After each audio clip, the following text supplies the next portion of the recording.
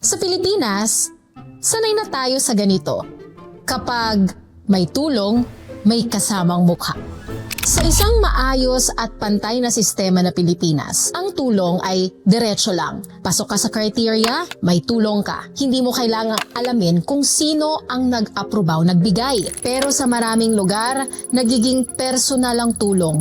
Naaalala mo kung sino ang tumulong at sila rin naaalala ka. Unti-unti, ang tulong tuloy hindi na lang parang karapatan mo bilang mamamayan. Parang may kasama ng utang na loob. Dito humahaba ang kapangyarihan. Hindi dahil sa pilit kundi dahil ang mga karapatan ay nagiging parang pabor. At kapag ang tulong ay may kapalit sa isip ng tao, ang pagpili ng leader ay hindi na nagiging malaya.